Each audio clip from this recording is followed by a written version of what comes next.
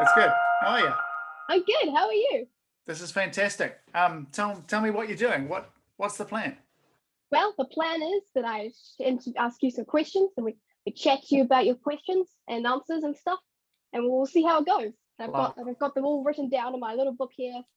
So yeah, ready. Oh, you First are question. super organized. That's good. I am. So can you tell us a little bit about you? Sure. I work predominantly and with mathematics and adults learning mathematics, and particularly with adults who've dropped out of school or hate mathematics and now they need to learn it. So I work there. When I was younger, I walked past a magazine shop. I was right into martial arts and fighting and everything.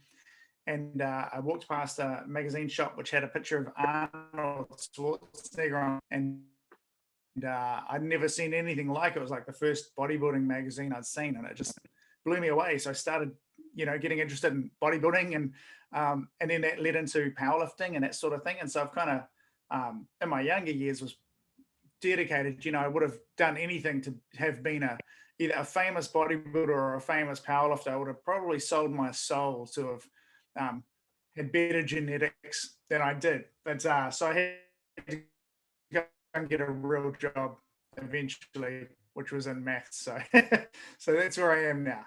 So you've been doing weightlifting for quite a long time then, eh? Yeah, I think I started maybe when I was 14, That's and a good age.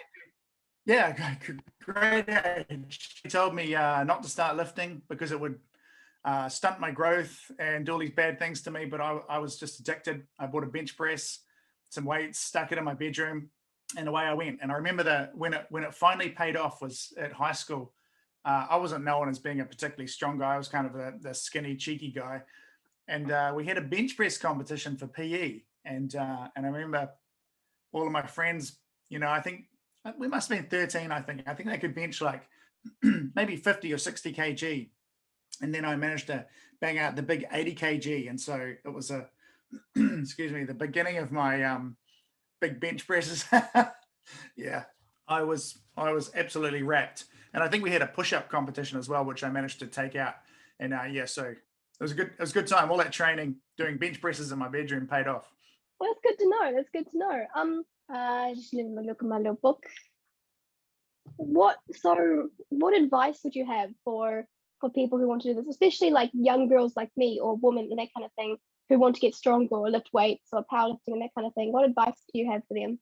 Oh, well, I think it's just a great thing. And I think what I've seen over the last sort of decade is the rise of um, female powerlifters. Like female powerlifters who used to go to a powerlifting competition, in the 90s or something, and you would have the morning would usually be the girls, and the girls would take up maybe a quarter of the time, and then the rest would be guys. And now you're looking at almost half and half, and it's really great. It's like girls have discovered the sport and they enjoy it and they're really into it and they're almost taking over. They've actually revitalized it a little bit, I think. That's really cool. Yeah, it is very, very cool because I think I mean, I don't know this for sure, but I think things like CrossFit and running and all of those things were probably where most female kind of athletes were heading, and now powerlifting is a little bit more of an attractive thing. I think my advice for people would be not to be put off by the muscle head culture. The guy, it's got a culture of muscle heads and meatheads, which turns out meatheads are actually quite nice people. They're good. And so I would just recommend the girls to have a go at it, and don't just see it as something you can do alongside anything else you're doing. But the benefits are just fantastic. One, you get a great group of people. You can set goals and achieve goals and control of your body. That's what I noticed. Like if I need to get stronger, I can get stronger. If I need to slim down, I can slim down. If I need to do anything at all, I can do that. I kind of have control over my body because I know how the workouts affect things. So I think it's fun, and it gives you control over your body. If you're going to go and do something, for example, if you're going to go for a big tramp in a few months, you can prepare for that tramp. You can prepare for things that are coming your way, and also there's this group of people who do it as well. So you can set goals, achieve them, the other thing I would say is if I was recommending it to people, I think that in terms of having a sport where you don't have to in powerlifting, you're only competing against yourself. So it sounds weird because we have these competitions, but what you're trying to do is you're trying to beat the previous version of yourself. So you might have been able to deadlift, for example, 80 kg. And so now Mm. you're trying to beat the version of you that lifted 80 kg. So it's only you're trying to beat you. And that's quite neat because you can, track your progression quite well. So in terms of getting all the good things out of a sport, like satisfaction of winning and achievement and all of that, Yeah, it's good. yeah. Yeah. So no, I highly recommend it. Yeah. That's awesome to know. And it's, I suppose, the powerlifting or weightlifting community, it's probably quite a community, quite a family of the people that you meet. You'll see them around and that kind of thing. Totally. I'm not so much of a part of it now, but when I was younger, it was really good because it was people from all walks of life. So you had doctors, you had policemen, you had the unemployed guys who'd given up work because they just wanted to dedicate themselves to the gym. Those guys, and you'd all meet, and you're all friends. You had a common thing, and it was just a very nice community of people that supported each other. Like everybody wants everyone to succeed, and because you're a little bit weird compared to the outside world, you hit it off pretty well. So it's full of all of those colorful people, all those interesting weirdos. They're all there. So it's nice. It is a very nice community, and I'm pretty sure it's still like that. It's got good social aspects to it. Yeah. Yeah. Oh, that's really cool. Oh, let's say you were to go to a high school and go talk to kids and teenagers, maybe like mainly if you just had to talk to boys about the benefits of powerlifting, what would you tell them? It would probably be the same as for girls, like just across the board. Those things like it's just a fantastic sport to go and have some fun. And I think the other thing is you can really blow off some steam if you're stressed. So you go through life, you go to work or school or whatever's happening in your life, and you're kind of stressed. You go and bang out, an hour in the gym or 40 minutes in the gym, and it's just a great stress relief. You can be as crazy as you want. You can let out all your aggression there in a healthy way. So that's good fun. Also getting stronger and sort of testing yourself. And it doesn't matter if you're not strong or if you're improve yourself a little bit, and then those improvements will just have major benefits for you. 10 kilo extra of strength will have so many more benefits in other fields that you do, even if you're just getting knocked around. Like when I was at school, we were forced to play rugby. You had to play Oh, it. And so there's a group of people who are just getting clobbered regularly. And if you start weight training, then suddenly those things don't hurt anymore. So you're getting tackled. It used to really hurt. And now you notice that with a little more strength, you're a little bit more durable. Girls, with things like all of the sports, usually the getting stronger will have immediate benefits for all of those areas, whether you're into running or hockey or, rowing, whatever it is. It has huge payoffs for those areas. So, I think with boys, it sounds a bit silly, but there's the fighting thing, which sometimes appeals to guys, I think, more than girls, because girls are smarter. Um, but guys like the idea that if you were to get into some kind of trouble or a fight or something, you're a little more confident, you're a little more able to take care of yourself and whatever happens. And if strength's needed, you need to rip a car door open or you need to do something, you've got the strength there when you need it. So there's all these kind of positives from it. And what I've found is young people, young people sort of see it as something you have to go off and do, and it's a bit weird. But I would just recommend it for all people just to start doing it in their lives, and start seeing what differences it makes to their bodies. So, yeah, something and like it'll that. pay off in your lifetime as well. Like throughout your life, it'll just be benefiting you in the long run. Oh, totally. When I stop training and I start getting weaker, little things like I might go and visit somebody on a farm, and normally I'd see a fence and I'd jump over that fence. But there's little things when you haven't been training, like you don't feel quite as confident, or maybe somebody wants you to ride a horse or do something. You're not quite as confident. But when you're stronger, like you're deadlifting regularly or whatever it is, you just have a little more confidence to do things. So you jump over that fence, you jump on that horse because you're kind of a little more solid. Your body's a little more capable of taking it. So it has all these benefits in terms of confidence and um, throwing yourself into activities that otherwise you might be a bit more hesitant about, and so on. Yeah. Yeah, yeah. Well, I noticed that after I started doing it, I started like flexing in the mirror or in the window reflections, because I was just like, oh. Well, that's the crazy thing, right? Because you don't see it immediately, but then you sort of suddenly notice that you've got muscles in weird places, or you start to look a bit different, and it's like, oh, other people tend to notice it. You do, unless you're like posing in the mirror all the time. But if you're not seeing yourself, very often, then other people start noticing, that you might be a little bit broader on the shoulders. You have more of a sort of an outline, a shoulder outline, or whatever it is. And and that's pretty encouraging too. There's nothing like being able to do a double bicep pose in the mirror and actually see a couple of biceps there. That's awesome. Yeah, I know what you mean. When you feel like you plateaued or like kind of stopped, like kind of just on this like flat surface of maybe not making more progress but not making less progress, what's your system? What do you do then? It would depend where I was in my career. When I was younger, and my entire focus when I was younger was on getting stronger. So it was all about improving the bench press, the and the squat. And so I would regularly cycle. And so by cycling, it's like I have like what I would have when I was younger was like an 8-week cycle. And on week 1, I'd be lifting 50 or 55% of my maximum. I'd be doing like 8 to 10 reps. And then the next workout, I put a bit more weight on, and I'd be doing 6 reps and then 5 reps and so on.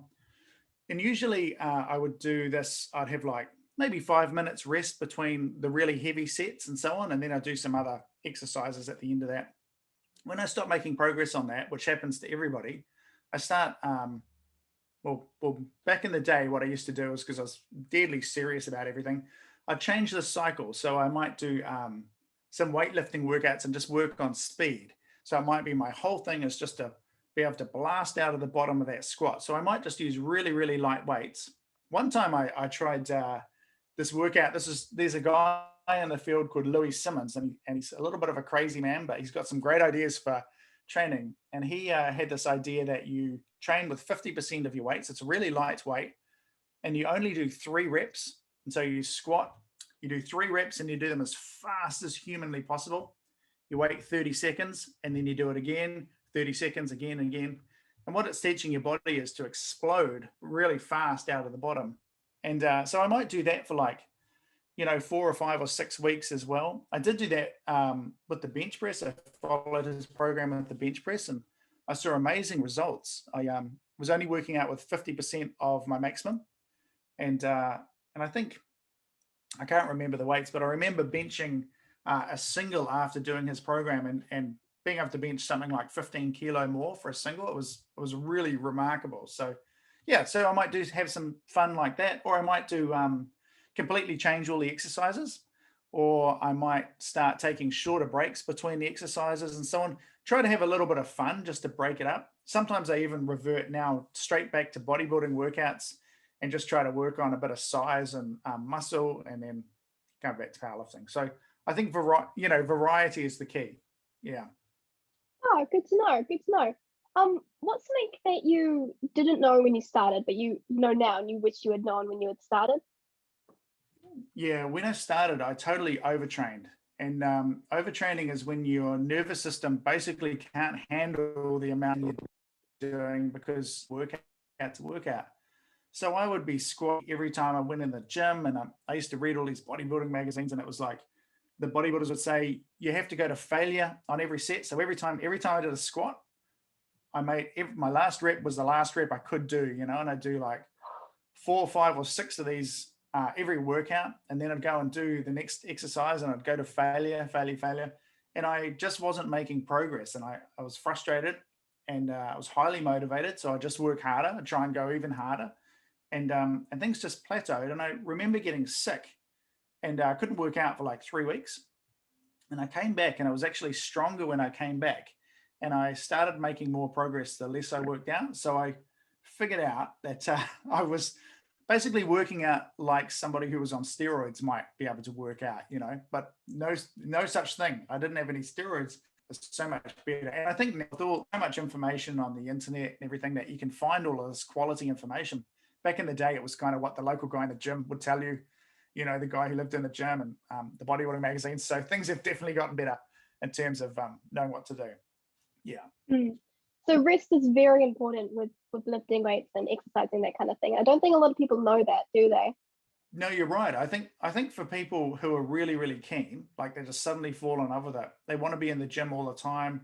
They start seeing those changes in their body, so they get even more motivated, and so they go to the gym more and more and more and work harder and harder, and it has a detrimental effect. They just don't recover, and it's like you need to stimulate the muscle, work out, and then your body needs to recover, and then it needs to grow, and then you can go back to the gym again. And if you don't get those things, timed just right, then you're not making as much progress as you can. I think the other thing is people really all the time, like they're trying to build their biceps, so they do bicep curls and they do them until they can't do any more, and then they wait, and then they do another set, and they're just killing this tiny little muscle. And so that definitely another thing I've learned is you don't need to be going to failure to get stronger and bigger. Yeah, you see it a lot sometimes. I think there's an unhealthy mindset with it. It's like, oh, I just got to keep doing it. But honestly, you got to, because it's almost that you with your muscles, you're literally kind of, well, I don't know if that's scientifically correct, but you're kind of tearing them and then they're healing, and that's when they get bigger, and that's what's going on, as I understand it. Yeah, no, that's basically it. That's right. You've got these. So I'm not 100% on this either, but I believe you've got muscle cells that are firing, and they can only fire once before they recover. So the idea is to make as many of them fire as possible, and then they recover and you get more growth and so on. But you don't need to completely destroy them to do that. You can do that better. You're better off doing that less, but regularly. Like if you did it 2 times a week, for example, over a long time, rather than trying to destroy them in one workout and then um, get them in the next workout, destroy them again in the next workout. So, yeah. Oh, well, I was getting my questions ready. My dad mentioned to me something called learners agency. So, what is that, and how can young people be like less passive and take control of their lives and education and work life and that kind of thing? Like, could you talk a little bit about that, please? Yeah, yeah. Learner agency is being able to do what you need to do and knowing what you need to do to be able to meet your goals. So part of learner agency is knowing that you can actually take action yourself, and then to figuring out what you want to do, and then getting all of your resources together and going and doing it. And it's also about being tough enough not to get beaten, or not to get beaten down by life. So when something goes wrong, you can deal with that and bounce back. Powerlifting and weightlifting, I think, is actually quite a good training ground for that, because, well, let me give you an example. There's a term in education called learned helplessness, and learned helplessness is this terrible thing that happens to people when they continue to experience failure over and over. So they experience failure, maybe in a maths class, for example, failure, failure, failure, and they begin to believe that they don't actually have much power over their failure or success. It's all just too much for them, too big, and so they begin to expect it, and they want other people to be able to help them, and they become dependent on other people. In powerlifting, I think one of the things is you go into the gym and you have these little goals set up, and you can you have to do the work yourself. There's no getting somebody to help you on the squat or the deadlift. You're doing it yourself, and you're learning that if you put in the work and time, then the next time you come in, or eventually you'll get stronger. So it sets up these little things where you work and you achieve a goal, and then you set a new goal, you achieve a goal, achieve a goal, achieve a goal. And that actually seems to rub off in real life as well. So people sort of see this, develop a confidence and a knowledge that they can set goals and work towards them. So you can do it with powerlifting. And then the idea is to transfer that over into learning as well. So, for example, if I'm working with someone who's been in the gym for a long time, really successful in the what they did in the gym to the mathematics. So I'll say, hey, in the gym, how do you approach things? Do you set goals? You work hard, do the work yourself, you can also do that in mathematics. And it's been a little bit unreal. It's like you're trying to jump from a 60 kilo, 200 kilo deadlift. Let's just set some little goals, some achievable goals, and away they go. So I think there's great things about lifting weights that transfer over into education as well. If people would just make the connections for, young people in particular, I think, who possibly are struggling with that stuff. Yeah, I hope that answers that. That was a really awesome metaphor, by the way. Setting little, you can't go from like a 50 kilo deadlift to a 200. Like you got to set little goals along the way. I really liked the way you explained that. That was a really good way to think about it, actually. It, So yeah, it is. It is because think of this. Think of imagine you're doing maths, and so suddenly you've got to learn algebra, right? And so you think algebra. What is this thing? I need to go from not understanding algebra to understanding all of algebra. Well, that's like going from a 60 kilo deadlift to a 200. It's too big. So you need to chop that into little bits. What the heck does an X stand for? And set little goals so you can actually feel like you're succeeding and winning, and you're enjoying the whole process of learning rather than trying to deadlift 200 kilo when you can't and just failing every single time. So yeah, the analogies are close there. yeah. That was yeah. I did like that. That was quite smart.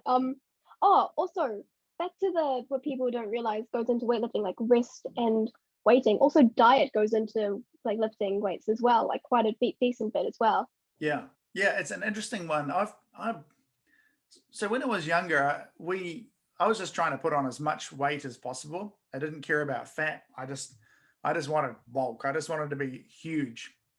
And so I would go and buy milk powder, dried milk powder, mix it in with milk, and then I used to walk around school drinking my 2 liters of milk out of the bottle. People thought I was crazy, but that was okay. And yogurt and just trying to cram calories and just get as many calories as possible. Eat and drink anything, anytime. We had a saying which was eat big, lift big, be big. And I used to write that in my book and stare at it and try and eat as much as possible. And I've calmed down a little bit over the years, and it's far easier to put on fat now than it used to be. And so I've realized for me, this much at all, I can just have to make sure that I'm eating nutritionally.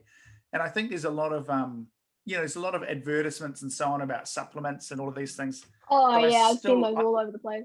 yeah, and I'm not sure if I'm 100% correct, but I'm skeptical. I think here in New Zealand, where we have a pretty good diet, if you're eating a pretty good diet, you're probably going to be okay. You're probably going to recover from your workouts pretty well, and maybe you get up the protein a little bit. But I think basically stick to eating, and if you notice that you're not growing, maybe I'm there. But I think I have a friend of mine who feels like he has to get his diet in order to be able to lift and make progress. And I don't think that's the case. I think you can relax a little bit and you're better off just hitting the gym and eating what you can, a good rounded diet, and maybe increase your protein a little bit, especially when you're young. I think young bodies, Oh, definitely. yeah. Yeah, yeah. How about you? What have you found with your eating? Oh, well, when I started, I didn't really change that. But as I started, like things fall into place. So, mum and dad started saying, "Oh, we'll get you some meat for breakfast, steak." So I eat steak for breakfast. Kind of, if I can remember in the morning, I make myself a steak in Yeah. the morning. My dad showed me how to make it. So when I started eating steak, I noticed in like a much higher improvement with muscle mass. That's when it started. That's when I started to gain muscle. That's fantastic. Yeah, that's great. I mean, you can't beat steak. I when I was a teenager, I was training at a gym, and there was a Russian guy. He was in his 30s who was barely spoke English, and he's punching this punching bag, and the man is huge. And it turns out he's a Russian boxing champion, and we became friends with him, started talking, and he'd been put on steroids by his coach when he was like 17 years old, and they didn't really get much choice in how they trained. They were just told what to do. And when he was in New Zealand, he was telling me that basically the good food and he was particularly impressed with our steak. He said, you don't need all the stuff they've been injecting into him over there, because in New Zealand you can get good meat, good vegetables, and all of these things. You can get the nutritional value you need. And I remember, so I remember that well. But you're right, steak for breakfast. I mean, that is the breakfast of champions right there. That is fantastic. It's kind of what you just look at. Well, back in the day, where people just had veggies and steak, a bit of meat, a bit of carbs, that kind of thing. That's what I think probably works best. That's what I found that works best for me.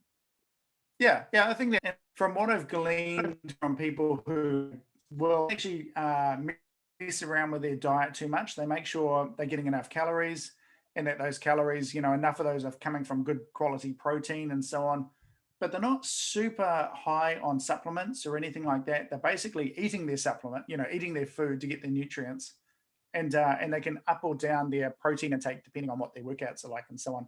Yeah, so I think I agree with you. I think that's right, and I think if you're getting red meat, you're everything you need, which is great. Yeah, so good stuff, and well done for getting your parents to do that. It's awesome. Now I kind of, yeah. Now it's kind of like you need to get, if I don't have steak sometimes I noticed something that did tie in a little bit was I noticed that my mood and kind of sleep pattern got better with eating steak and lifting weights. So now if it's early in the morning and I'm grumpy and I'm tired, I'm just need steak. Sorry, my internet's dropping out again. I agree with you about the mood. I think you get positive endorphins and stuff from working out. One of the interesting things with depression is that I saw a study where the results of working out be better in favor of the working out. You could start, and this would have a greater effect on your mood than medication, which I thought was pretty cool. And I think there's a lot about that working out, in terms of hormones and positive endorphins and all of these things. I think there's a whole lot of stuff going on there. You get to work out your definitely. stress. You get to achieve, yeah, it's great. You get to achieve goals, and you also get some sort of boost, from heavy lifting. I remember I was listening to Pavel, who's a Russian strength trainer, and he was talking about the Russian guys, and when they were feeling down and out, they would just do a workout. And I haven't got this quite right, but I could check it. But it's they would do 4 sets of 3 reps with squats on 80% of their max. So it was heavy, but not too heavy. Not that you needed to really work that hard to do it. And it would boost testosterone and it would boost their moods and everything afterwards. And so it was just a nice, solid workout that's not too hard, that just made you feel good. And, you could walk away from that workout with a little bit of a new lease on life and so on. So, yeah. Yeah. So that's awesome that you're noticing that. Me too. I thrive on workouts. It's great. So with your weights, did your kids kind of like, did they do the whole like monkey see, monkey do, or what did they think of it all? I wish. I think so. My eldest son is not really interested. He's not really interested. My second eldest is interested, but he hasn't really had access to a gym. So my third son, Micah, also the author of the book, has been working out with me for a long time and has now eclipsed me. He sort of fell in love with it as well. I think he fell in love with Tribe Meathead and getting stronger. And I think he just discovered that he could get stronger and he could do things with his body that he wasn't able to do before. And it's quite interesting because we threw him into a jiu-jitsu competition. In the book, we talk about strength being a great way for self-defense or fighting, strength being the key thing. And I thoroughly believe that. So we threw him into a competition to see how we'd go. And so he ended up competing against a guy who has been in many competitions, a guy who was really good. And we were hoping that strength would win out on the day. So the question is, does Micah's 17, he's stronger than most 17-year-olds. Can he beat another 17-year-old who isn't as strong but is skilled in jiu-jitsu? Well, Micah nearly had him. They fought for 16 minutes. Micah got him in an armbar, nearly got him, and then the guy got out of the armbar and ended up catching Micah in a triangle and choking him. So we didn't win, but I still feel the theory is sound. So yeah, so Micah fell in love with it, and he's now taking that strength and he's getting into boxing. And so he's finding that all of that strength into boxing, and because he's 18, and even the adults aren't as strong as him, because actually what we're noticing, Grace, is really weird, is that these fighting sports don't really take advantage of the strength training stuff that's there.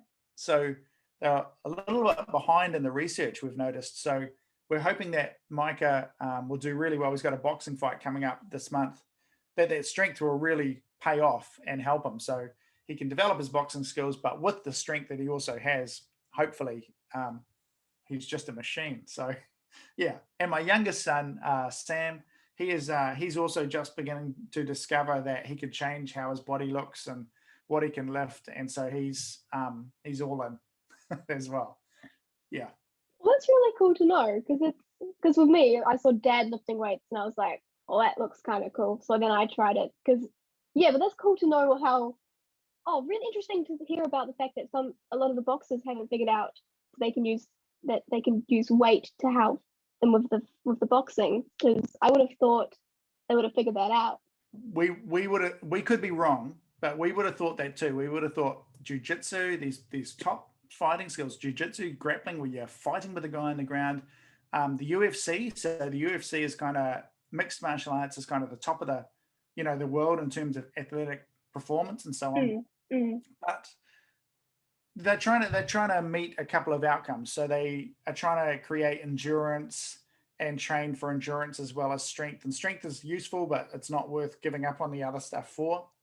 But we've still noticed that there's quite a bit of potential for them to build strength while keeping all those other things and doing well. And we've noticed that the you might call it weightlifting literacy, for example. The weightlifting literacy of the fighting guys is not as high as you might think. So, for example, they're not they don't know much about squats and they don't know much about deadlifts and things like this. And I know that they would furiously disagree, but it would be great to anyway. So we can kind of test this a little bit with Micah. We think we might be in for a shot, but yeah. So you should let me know how it goes and tell me like, oh, I think we were right about this, or oh, maybe not. That kind of you should let me yeah, know. I will. We're going to do more investigation because we think there's if we're right, then these guys could get possibly 5% better athletic performance out of what they're doing. So yeah, who knows? It could be a big Yeah. blind spot that they've got. Yeah. Well, that's cool to know. Oh, and you mentioned that you have a book, right? I mean, I know you have a book, but for the audience watching, tell us about your book. Yeah, the book was designed to motivate young people who might be interested in lifting to lift. And so I noticed that if you jump on the internet and you look up weightlifting books, you tend to get these kind of boring books, which are kind of just tell you what to lift and when and so on. And they didn't have a whole lot of personality and they didn't really talk about the advantages of lifting. It's almost like they were written for people who were already lifting. And so I thought, what would be a kind of a cool book for somebody who's never lifted before and maybe wants to. So that was the idea. The idea was that somebody who's maybe playing with the idea of getting a gym membership or buying some weights for their garage, that sort of thing. What would motivate and help them? And I thought, what would have motivated and helped me? And it would have been that book. That book would have been perfect for me. I would have loved it. And so that's kind of what it is. It was designed to support young people. And also I thought, particularly for your first year of training, it's hard to know what to do sometimes. So that book was kind of, if somebody wanted to start training, what would they do for their first year? And so that's the book, I think, that kind of solves some of those problems. So and sets people off for a good start, because usually when people start, they do all kinds of crazy, weird, inefficient stuff until they work it out. So this book is designed to get them on the right track. And I also should say, like, if you read a bodybuilding book, they'll get you doing really higher rep stuff. And we were really interested in strength. Like, how do you develop strength fast in a real context? So that was the idea of the book. Yeah. And could you tell us your book title? Because it's brilliant. The book title is How to Throw a Man Through a Car. through a car. How do you throw a man through a car, not into a car? And the kind of the premise was the first chapter is a conversation with a bunch of young lads and an old kind of grumpy guy. And imagining if you were going to be attacked if you knew you were going to be attacked on the street in 3 months, how would you best prepare for this attack? And best lifting weights, strong as human possible. When they attacked you, you could throw them through a car, and you only need to throw them through the car once. You don't need high reps. You don't need endurance. You just need savage strength. So you can just grab that guy and do whatever you want to do. Throw him, rip an arm off, whatever. So that was the premise, true, and in 3 months, you know, you could learn to box, you could learn the skill level you need in that time, but boy, you can make a dramatic difference in your strength over that time and your confidence and so on. So yeah, so that was the premise for the book, and get savagely strong. Well, Yes. I just got one more question. If people want to like talk to you or like find you online, like where do they gotta go? I Sorry, Grace, I missed that last bit again. I think what's happening is 20 people have jumped on my internet connection and are all trying to play games on it. The best place to get hold of me is probably on Instagram. um, and I'm just, what is my name? What is my name? Just Damon Whitten on Yes, Instagram, Damon and that'll Whitten. take you to me. And there's a link to the book in the profile there. But you could, yeah, great. And you could just talk to me through that. I'm always up to talking about lifting weights and all sorts of things. So I'm happy for anyone to ask questions or talk to me. Just private message me or talk to me straight through the site. No problem. Sweet. Well, thank you for letting me interview you today. This was really awesome. Well, thank you, Grace. This is awesome, and I love what you're doing, and I love the fact that you're training. And from what I've seen, it looks really fantastic. So, more power to you. Thank you. All right, I'm gonna stop the recording now.